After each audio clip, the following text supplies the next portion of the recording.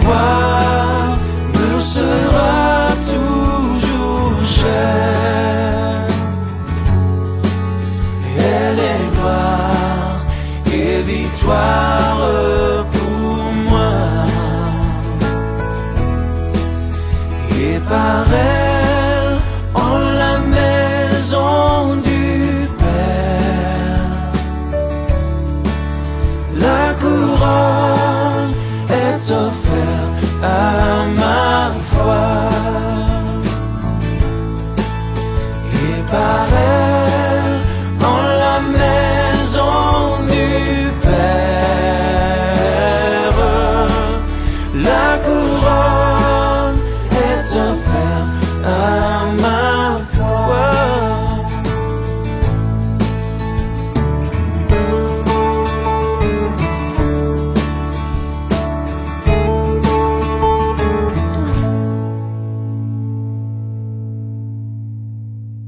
Plus naturel en tant qu'Église de Jésus-Christ ressuscité de commémorer le souvenir de la Pentecôte. Ce grand événement surnaturel d'une telle importance que plus de 2000 ans après, il continue de marquer encore les esprits, une belle fête du christianisme, notre foi. Il est juste que chaque chrétien que nous sommes puisse connaître, comprendre et vivre pleinement la signification de l'événement le plus important de notre foi chrétienne après la résurrection de notre Seigneur, Jésus-Christ. À l'origine, la Pentecôte est une fête juive, la fête des semaines située 7 semaines après la Pâque juive, 50e jour après le sabbat. Le mot Pentecôte d'ailleurs signifie simplement 50e. C'est l'une des grandes fêtes, les 3 grandes fêtes annuelles juives qui duraient 1 jour, 2 jours pour les juifs de la diaspora ou des diasporas, ces juifs qui venaient de toutes parts, de très loin à Jérusalem, célébrer cette fête des moissons. Et nous voyons Lévitique 23, 11, Exode 34, 22, nous indique que la fête de Pentecôte marquait la fin du temps de l'attente entre le jour de l'offrande de la gerbe des prémices, qui était agitée, balancée, le lendemain du sabbat de la Pâque, et la fête de la moisson célébrée ce jour-là. D'un point de vue christique, c'est-à-dire tout ce qui se rapporte à Christ, 50 jours, c'est le temps qui s'est écoulé entre la résurrection de notre Seigneur Jésus, lui-même qui est la gerbe des prémices d'une grande moisson, et l'effusion du Saint-Esprit, le jour du commencement de cette moisson, marquée par la conversion de milliers d'hommes, et que nous allons découvrir dans un instant. C'est donc ce jour de fête en Israël que le Seigneur choisit comme un signe pour envoyer son esprit sur ses disciples, réunis dans ce lieu de prière, dans l'attente de l'accomplissement de la promesse que Dieu, leur maître, leur avait rappelée, juste avant de les quitter, que nous pouvons lire dans Actes 1, 4 à 9. Mais nous y reviendrons assurément. Le titre de ma prédication ce matin, le partage que nous allons faire, s'intitule « Le bruit, le vent, le feu, la puissance de la Pentecôte ». Avec pour passage de référence, Actes 2, 1 à 4, que nous allons lire ensemble. Actes 2, 1 à 4. Et pendant que tout le monde ouvre sa Bible, je vais lire. Et comme le jour de la Pentecôte s'accomplissait, ils étaient tous ensemble dans un même lieu.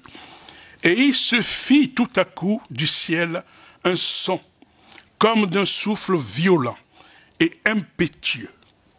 Et il remplit toute la maison où ils étaient assis.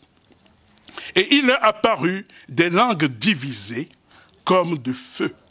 Et elles se posèrent sur chacun d'eux. Et ils furent tous remplis de l'Esprit Saint.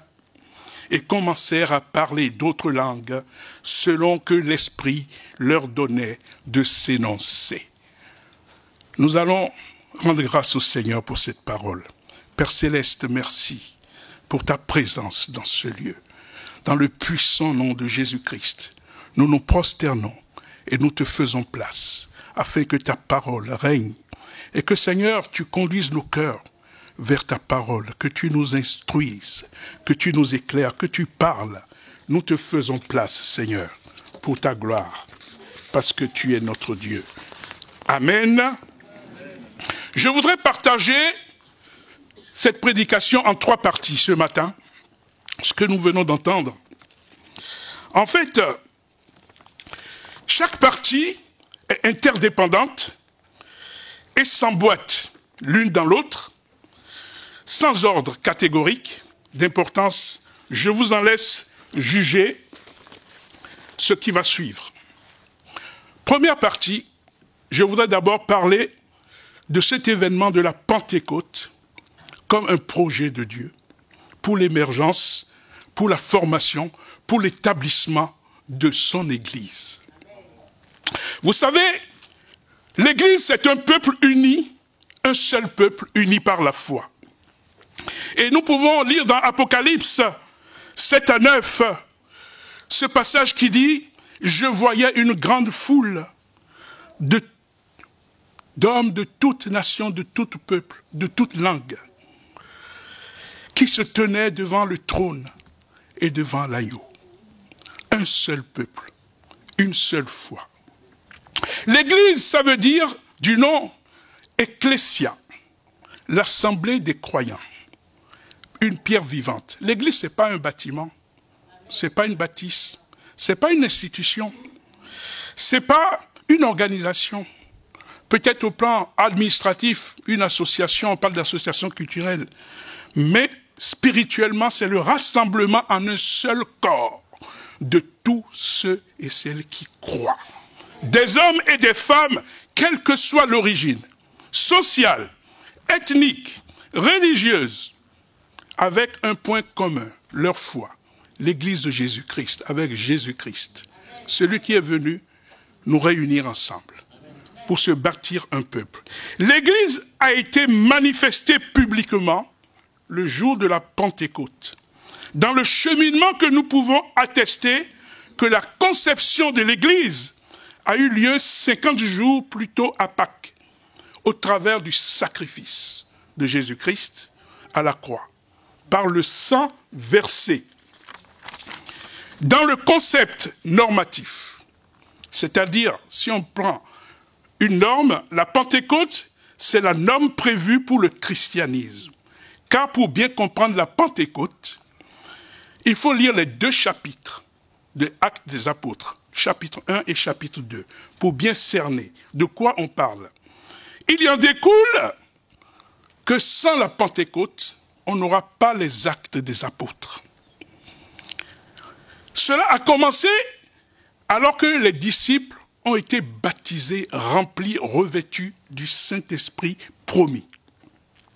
Je dirais qu'il y aura une autre formule qui pourrait un peu illustrer ce que je dis, c'est que la Pentecôte, c'est la plateforme de lancement de toute chose amenée à avancer pour Dieu. Autrement dit, si l'Église de Jésus-Christ était une fusée, la Pentecôte serait le centre spatial chargé de la mettre sur orbite. Amen. C'est donc une situation qu'on ne peut pas exclure. Elle est inexcluable. Parce qu'elle doit être. Elle est importante.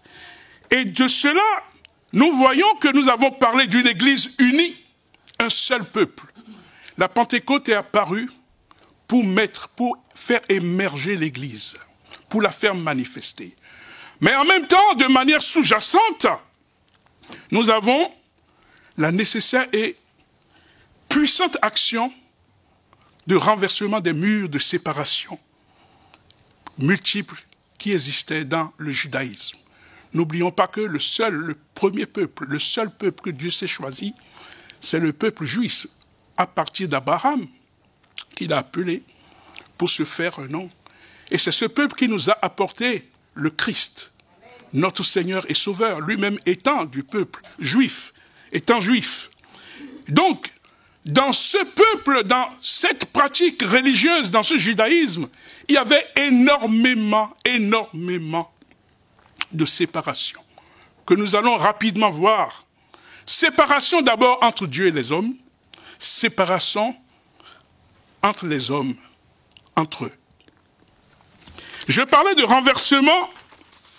L'Église, selon le cœur de Dieu, unie en Jésus-Christ par son sang, un seul peuple, une seule foi, devait se manifester à la Pentecôte, débarrassée des murs de séparation dont je parlais. Et dans Éphésiens 2, chapitre 11 à 18, que nous allons lire rapidement, Éphésiens c'est après Galates, chapitre 2, versets 11 à 18, et je lis pour vous. C'est pourquoi, souvenez-vous que vous, autrefois, les nations dans la chair, qui étiez appelées incirconcision, par ce qui est appelé la circoncision, faite de main de la chair, vous étiez en ce temps-là sans Christ, sans droit de cité en Israël, c'est-à-dire, vous n'étiez pas des citoyens. Étrangers aux alliances de la promesse, n'ayant pas d'espérance et étant sans Dieu dans le monde. Mais maintenant, dans le Christ Jésus, vous qui étiez autrefois loin, vous avez été approchés par le sang du Christ, car c'est lui qui est notre paix, qui des deux en a fait un et a détruit le mur mitoyen de clôture, ayant aboli dans sa chair l'inimitié, c'est-à-dire entre le juif et le non-juif. N'est-ce pas? Nous voyons un passage qui nous renvoie aux différentes séparations qui existaient dans le judaïsme. Et pour traduire rapidement ce que nous venons de lire, c'est que le Seigneur n'était pas accessible librement, suivant l'origine ethnique de chacun, familiale ou sa vocation. Vous savez que la prêtrise, les sacrificateurs, s'étaient réservés à la tribu des Lévites. Et jusqu'à ce que le Seigneur revienne pour réformer l'ancienne alliance par son sang, on ne pouvait pas s'approcher de Dieu à cause, comme on voulait, à cause de cette séparation. Dieu étant saint et nous sommes hommes pécheurs, il nous est rappelé en permanence dans la loi et les ordonnances la séparation qu'il y avait entre Dieu et nous. Car il est écrit que nous tous ont péché et sont privés de la gloire de Dieu. Et cette séparation, concrétisée par des cloisonnements dans le temple, vous savez, dans le temple de Jérusalem, qui était le lieu où la présence de Dieu pouvait se trouver parmi toutes les nations. On avait le parvis, le lieu saint, le lieu très saint. Ces deux derniers lieux, le lieu saint et le lieu très saint, étaient séparés par un voile épais, brodé, tissé, dressé à l'intérieur du temple. Et les prêtres avaient accès au lieu saint, librement, mais au-delà de ce lieu saint, au-delà du voile, le lieu très saint, seul, une fois par an, le grand prêtre d'Israël pouvait pénétrer, et non sans avoir offert des sacrifices pour son propre péché. Et on lui portait une corde autour de la ceinture quand il rentrait dedans, parce qu'il pouvait ne pas revenir vivant du lieu très saint selon les péchés qu'il portait. Donc, au-delà de ce voile, le Seigneur avait promis que sa présence serait là parmi les hommes. Et voilà un voile qui démontre l'inaccessibilité de Dieu, bien que ce voile fût temporaire, transitoire et provisoire, au regard du vrai voile, le corps de Christ. C'est écrit dans Hébreux 10, 20, 22. Et voici, à la Pâque, la main de Dieu déchire le temple, le voile, de haut en bas, au moment même où le Christ, le vrai voile de chair, mourait à la croix de Golgotha, montrant le nouveau chemin, la nouvelle route vivante, consacrée, tracée à travers son corps pour pouvoir nous permettre de nous approcher avec assurance du trône de la grâce. Matthieu 27, 51. Ainsi donc, le déchirement de ce voile signifiait désormais qu'il n'y avait plus de séparation et qu'on pouvait s'approcher de Dieu par le sang de Jésus-Christ, son Fils. Bien sûr, cette séparation, c'était la séparation entre Dieu et les hommes que le Christ a enlevée par son corps. Mais il y avait d'autres séparations au sein du peuple d'Israël. Vous savez qu'il y avait une séparation entre les hommes selon leur naissance. Les hommes et les femmes étaient séparés dans la cour, le parvis. Il y avait la cour des hommes, il y avait la cour des femmes, et les femmes n'avaient pas le droit d'aller dans la cour des hommes. Il y avait aussi la cour des nations. Matthieu 21, 13 ou Marc 11, 17. Dieu dit, ma maison serait une maison de prière pour les peuples, pour tous les peuples. Et voici, nous voyons le Christ venir reprocher aux marchands du temple qui avaient occupé la cour des nations en y mettant tout le trafic de bœufs, des tables d'échangeurs. Et il leur disait, ma maison était une maison de prière. Et cet endroit s'était réservé au peuple des nations, mais occupé pour le trafic dans le temple. Des interdictions et des limites de franchissement, nous en avons vu tout à l'heure, sous peine de mort, car il était écrit sur les séparations, interdiction de franchir cet endroit sous peine de mort. Voici donc les cloisons. Le temple de Jérusalem était cloisonné. N'importe qui ne pouvait pas y rentrer. Nous voyons aussi ces interdictions rappelées dans le Nouveau Testament. Lorsque l'apôtre Paul, revenu d'un voyage à Jérusalem, a été accusé faussement d'avoir introduit Trophime, un compagnon de travail, d'œuvre, et les Juifs l'ont accusé d'avoir introduit un Grec dans le temple pour souiller le temple, ce qui était faux, puisque Paul lui-même était quelqu'un qui respectait beaucoup la coutume de son peuple. Nous avons vu aussi ces interdictions dans le passage de Jésus avec la femme samaritaine, où les Samaritains ne parlaient pas avec les Juifs, ils ne les fréquentaient pas, ils ne voulaient pas. Et déjà même, les femmes ne pouvaient pas avoir accès, un homme ne s'adresse pas à une femme. Il y avait ces cloisonnements, il y avait ces interdictions dans Israël, déjà entre les hommes, entre les Juifs et les non-Juifs. Même entre les Juifs, les femmes et les hommes ne pouvaient pas librement se fréquenter.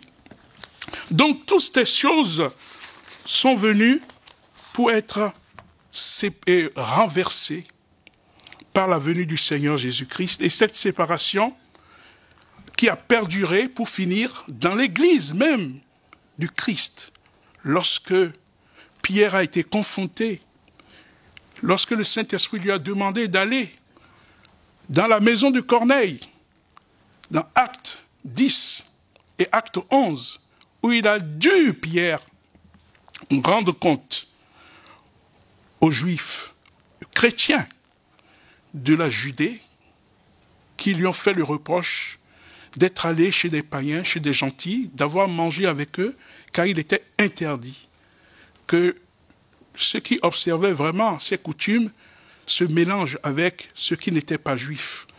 Mais Pierre a pu leur expliquer que le Saint-Esprit est descendu sur ces païens, comme eux, au début, n'est-ce pas? Et cela a pu donc leur faire glorifier le Seigneur, comme quoi le Seigneur a visité aussi ceux qui n'étaient pas des Juifs. Bien évidemment, à l'origine, cette séparation entre juifs et non-juifs était voulu par Dieu, sur son instruction. Dieu a choisi Israël pour être une lumière parmi les nations, mais il a dit aussi à Abraham qu'il serait une source de bénédiction pour les nations. Et nous voyons que Jésus-Christ, en lui, a réalisé cette union entre les peuples. Et les païens rejetés en Jésus-Christ ont intégré le plan de salut de Dieu. Et l'inimitié entre les juifs et les non-juifs qui perdure encore aujourd'hui. Heureusement que nous avons des juifs chrétiens, des juifs convertis à Jésus-Christ. Mais il y a encore des juifs fondamentalistes qui gardent une inimitié avec ceux qui ne sont pas juifs, qui les rejettent. Et cela sera levé seul par le Christ, car le Seigneur Jésus-Christ est celui qui est venu pour nous sauver, pour nous réconcilier, car il a dit, l'évangile, selon Paul, est une puissance de Dieu pour le salut de quiconque croit, le juif premièrement, puis les gens des nations. Est-ce qu'on est d'accord? Nous venons de voir, dans une première partie, la Pentecôte, sa signification, tout d'abord comme la manifestation de l'Église de Christ, une Église unie, qui a nécessité que Dieu renverse par une action puissante toutes les séparations, les murs, les digues, les barrières qu'il y avait au sein des hommes, d'abord entre lui et les hommes, entre les hommes entre eux.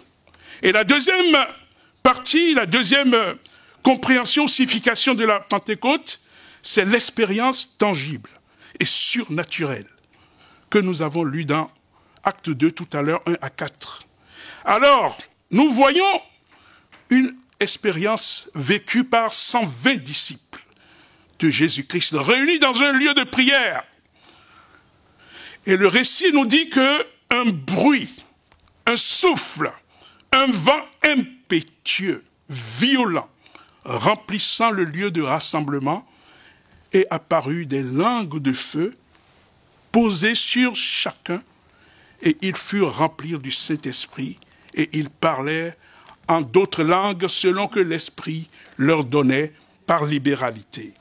Et si nous regardons ce récit, nous pouvons affirmer que ce jour-là, nous pouvons attester que ce jour-là, le ciel s'est ouvert sur les disciples, réunis dans la chambre haute, à l'écart du tumulte et de l'environnement. Le ciel est entré en connexion avec la terre. Il y a eu fusion du ciel avec la terre. Il y a eu connexion entre le surnaturel et le naturel. L'Esprit de Dieu est descendu comme un vent impétueux avec des langues de feu, posées sur chacun des disciples présents. Et il parlait en langue. Et nous voyons là le symbole du Saint-Esprit présent. Le vent, le feu. Le mot hébreu appelle esprit rua. En grec, pneuma, souffle. Et ce qui est extraordinaire, frères et sœurs, ils voyaient clairement les yeux ouverts, des langues de feu individuellement posées sur leur tête. Leurs yeux de chair s'ouvraient aux réalités, au monde céleste. Bien sûr, certains parmi les disciples, les apôtres, ont pu vivre la transfiguration du Christ lorsqu'il a emmené Pierre et Jean sur la montagne. Ils ont vu les miracles de Jésus-Christ. Ils ont vu le Christ ressuscité, 40 jours vivre avec eux, n'est-ce pas? Mais ce jour-là, c'est une expérience autre pour eux, et eux seuls, car chacun recevait une onction individuellement préparée par le Seigneur, par le Saint-Esprit. 120 onctions sur 120 personnes. 10 sur 10. Amen. Personne écarté. il n'y avait pas de distinction entre les apôtres et les disciples, les plus considérés et les moins considérés. Devant le Seigneur, hommes et femmes, il y avait des femmes parmi eux. Tous ont été sous l'onction qui est descendue. Voici donc l'œuvre du ministère du Saint-Esprit. Voici les ressources du ciel ouvertes, les langues de feu qui se connectent à la langue de chair, ce qui illustre la démonstration volontaire de la puissance de Dieu, ce jour précis. Jérusalem, en ce temps, était dans l'effervescence pour célébrer la Pentecôte, fête des moissons, une population augmentée par les Juifs des diasporas, nombreux voyageurs qui séjournaient, et on pouvait imaginer les va-et-vient de tous ces hommes dans les rues, les retrouvailles et les salutations, le temple comme le lieu de concentration de toutes les activités, beaucoup d'activités. Voilà que tout à coup, se fit entendre un bruit impétueux, un fracas. Il n'est pas venu en catimini, mais avec puissance. Justement, paradoxalement, le Seigneur choisit ce moment de fête pour chambouler les activités du temple, pour secouer, pour, je dirais, déplacer le centre de gravité du temple vers un lieu quelconque, localisé, la chambre haute, remplie par le Saint-Esprit. Voici comment le Saint-Esprit bouleverse l'ordre établi et la vie de ce qu'il saisit et remplit. Et voici la suite de ce que nous disons, la conséquence, verset 5 au verset 13. Le peuple accourut de toutes parts, s'assembla suite au bruit, pour découvrir des hommes et des femmes sortis de la chambre haute, faire entendre à cette multitude présente les merveilles de Dieu dans les différentes langues de leur pays d'origine. Bien évidemment, la seule langue autorisée de prière et de la parole de Dieu, c'est l'hébreu. Ce qui est parlé dans le temple, scrupuleusement respecté. Mais ce jour-là, le Saint-Esprit décide autrement. Qu'il y aurait des prédications personnalisées pour chacun des auditeurs qui étaient là, dans sa langue. Et il y en avait de toutes les langues présentes à Jérusalem ce jour-là. On a pu dénombrer au moins 7 nationalités ou origines. Élamites, Crétois, le bassin méditerranéen. Jésus n'est-il pas venu appeler les hommes de toutes les nations, et non seulement les Juifs? N'est-ce pas aussi la signification de se parler en langue? S'adresser, toucher le cœur de tous les hommes, quelles que soient les langues. N'est-ce pas? Voici, face à une telle situation, une interrogation, une question. Ils étaient perplexes et se demandaient, mais que signifie ceci? Remplis d'étonnement, cherchant un sens à cette nouvelle expérience. Bien sûr, certains à qui échappent ces choses, comme cela arrive souvent, ils trouvent un sujet de raillerie, ils sont complètement ivres.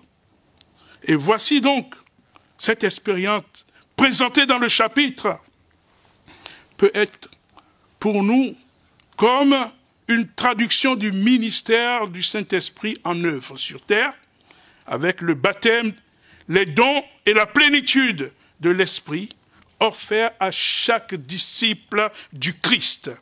Mais la Pentecôte peut être comprise comme une interaction entre deux ministères. Le Saint-Esprit en œuvre, d'une part, et le ministère de la parole, d'autre part, dans une intercontinuité, interconnexion. Et c'est ce que nous découvrons avec le discours de Pierre, dans la séquence qui suit. Acte 2, versets 14 à 40, un Pierre rempli de l'Esprit Saint, galvanisé, affrontant toute une foule, capable de tenir un discours offensif, théologique, persuasif, prêchant tout simplement l'évangile du Christ. Non, ils ne sont pas ivres, ces hommes. N'est-ce pas?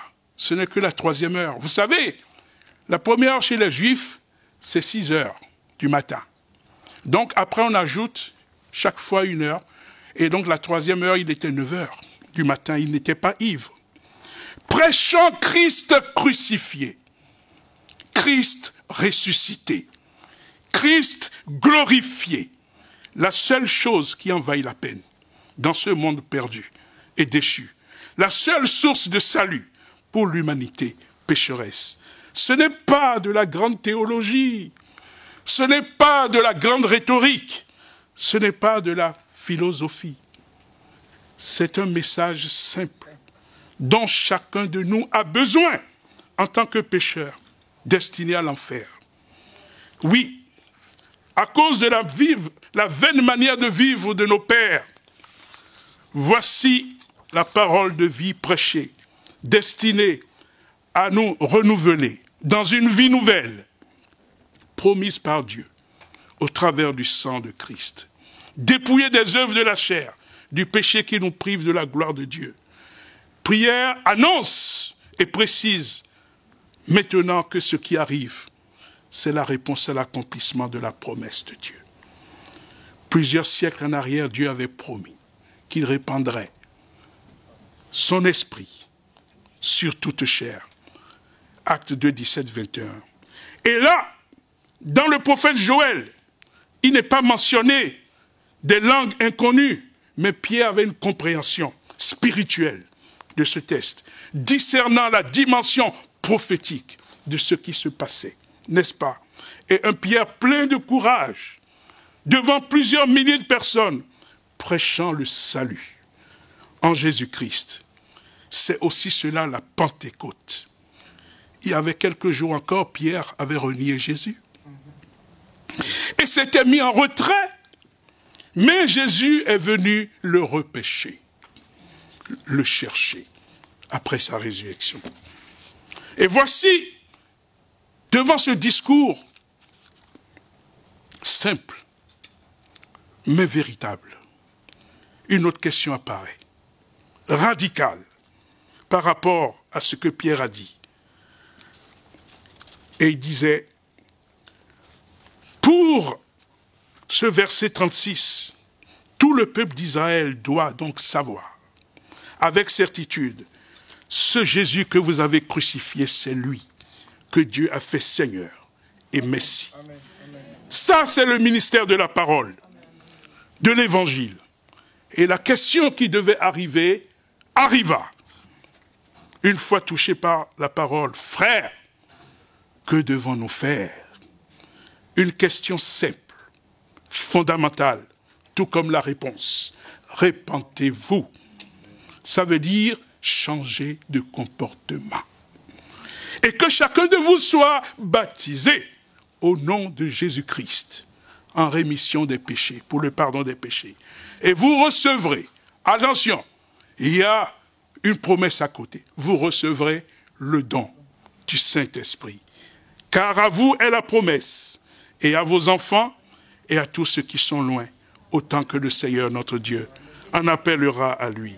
Voici donc, une fois encore, au sein de la Pentecôte, dans le ministère de la parole, nous voyons l'institution de la démarche pour devenir disciple. Repentez-vous. Alléluia.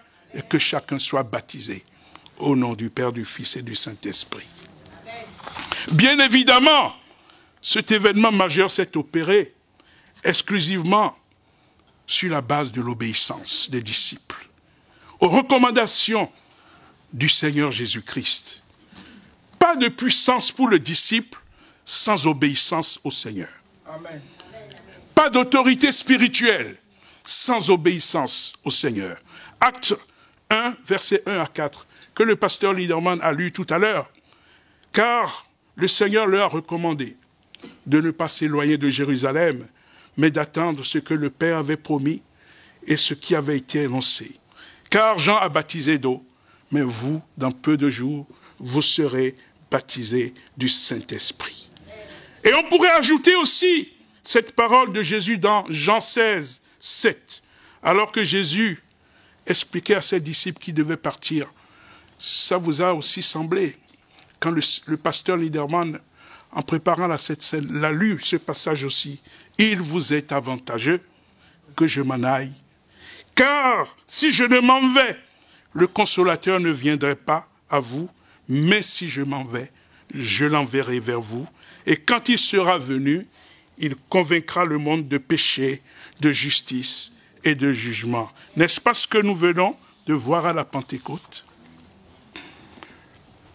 Troisième partie et dernière partie que je vous propose. Pour moi, la Pentecôte est aussi, dans sa signification, ce qui nous concerne ce matin en tant qu'Église de Jésus-Christ, Église Vie Nouvelle Paris, la puissance de la Pentecôte et le ministère du Saint-Esprit, par le cortège, le baptême du Saint-Esprit, les dons spirituels, la plénitude de l'Esprit, nous attribue l'équipement divin pour la grande mission assignée par Jésus-Christ, que nous avons entendu aussi. Cette Pentecôte est liée à la mission dans Actes 1, 8 à 9. Vous recevrez de la puissance, le Saint-Esprit venant sur vous, et vous serez mes témoins à Jérusalem et dans toute la Judée et la Samarie, jusqu'aux extrémités de la terre. Alléluia! Et c'était les derniers mots du Christ avant de monter au ciel. Et plus littéralement, cette troisième partie, plus basiquement, allons au terre à terre. Le Saint-Esprit est indispensable pour devenir disciple, pour devenir chrétien, et ensuite vivre la vie chrétienne. Vraiment, c'est la tradition la plus simple qu'on pourrait donner. C'est par son esprit que le Seigneur Dieu œuvre en nous pour nous sauver, pour nous faire passer de la mort à la vie.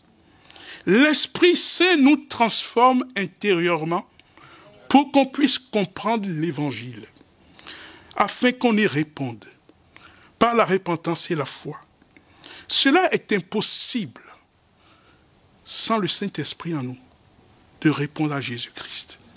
Parce que c'est le Saint-Esprit qui nous convainc. N'est-ce pas? Le Saint-Esprit nous aide donné à la conversion et nous aide à placer notre confiance en Jésus-Christ. Le Saint-Esprit va nous accompagner toute notre vie chrétienne. Ce n'est pas un bonus, ce n'est pas une option, c'est une nécessité vitale pour le chrétien, n'est-ce pas? On ne peut pas s'en passer. C'est pour cela que nous devons aspirer au don, au baptême du Saint-Esprit, à la plénitude de la vie de l'Esprit. Et nous équiper pour cette grande mission. Jésus veut que tous les hommes soient sauvés, que nul ne périsse, car il est écrit dans Jean 3,16, Dieu a tant aimé le monde qu'il a donné son Fils unique, afin que quiconque croit en lui ne périsse pas, mais qu'il ait la vie éternelle. La Pentecôte, c'est le Saint-Esprit qui nous équipe pour être des témoins efficaces de Jésus-Christ, des gagneurs d'âme. Ceux qui vont annoncer l'Évangile. Et Marc 16, versets 17 à 18, voici les signes qui accompagneront ceux qui auront cru en mon nom.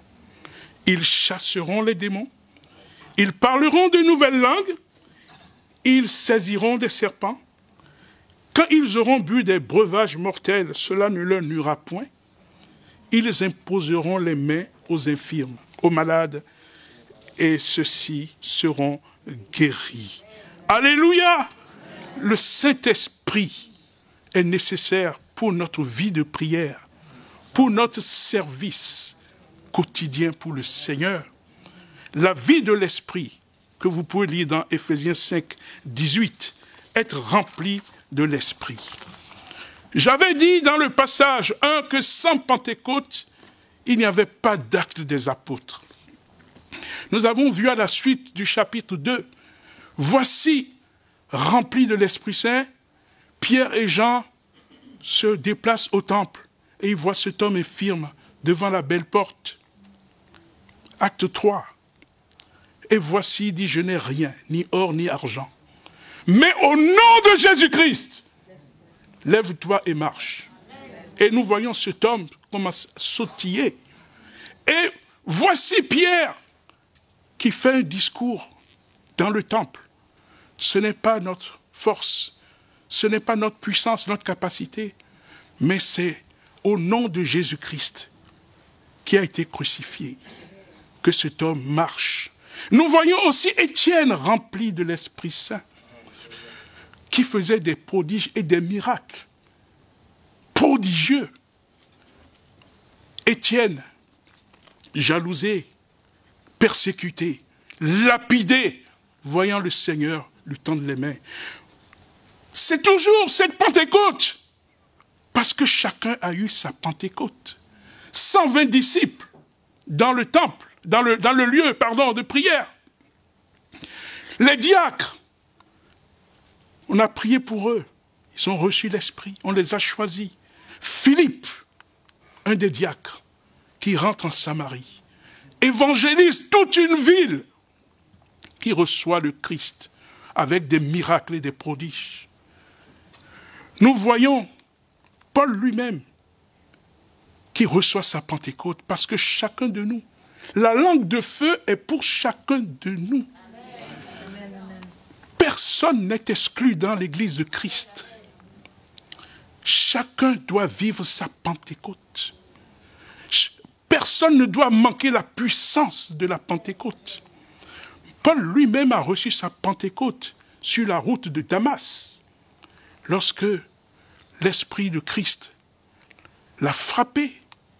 Et 3 jours, cela a duré 3 jours, et que Ananias est venu lui imposer les mains. Et ses yeux se sont ouverts. Et aussitôt, il a commencé à annoncer l'évangile de Jésus-Christ, que c'est Jésus-Christ qui est le Seigneur et Sauveur. Mais comment, Église de Christ, mon frère, ma sœur, pouvons faire face aux défis, à la grande mission que le Christ nous a assignée sans notre Pentecôte? Jésus revient. Les temps seront de plus en plus difficiles, frères et sœurs.